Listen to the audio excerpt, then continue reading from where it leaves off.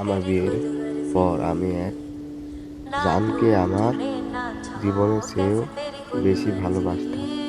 সে আমাকেও অনেক ভালোবাসে।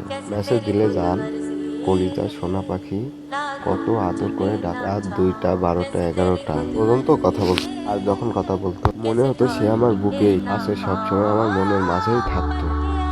সেও বলছিল আমি নাকি তার নিঃশ্বাস।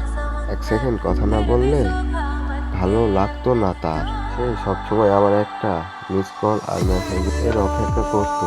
আমি ফোন মেসেজ না দিলে তার দম বন্ধ হয়ে আসতো। জানো, এত ভালোবাসছি তা মুখে বলতে পারবো না। একবার ঝগড়া করলে সাথে সাথে মেসেজ কল দিত, বলতো তোমাকে ছাড়া আমি অসহায়। একবার না, দুইবার না, 1000বার বলছি কথা বলবো না, কিন্তু থাকতে পারি না।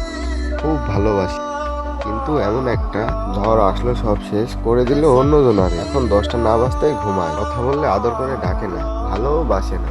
রাগ দেখায় আমার যে আমি বিজি, আমার কেউ নাই কথা বলার। কিন্তু অনেকবার বলছি আমি তোমাকে ভালোবাসি, কিন্তু সে বলছে আমিও তোমাকে অনেক ভালোবাসি। একটা মানুষ যখন অশান্তিতে থাকে তখন সে চায় অন্যজন তাকে ভালোবাসুক, কিন্তু কপালে না থাকলে ভালোবাসা, কোনো ভালোবাসা শব্দটাও অনুভব করতে পারে না। আমার কপালটাই খারাপ, কি করব ভুলিনি এখনো। প্রথম থেকে তারে আমার কলিজায় রাখছি, এখনো থাকবে, সারা জীবন থাকবে। আর চাই না ভালোবাসা, অধিকার ঘৃণা করি ভালোবাসাকে।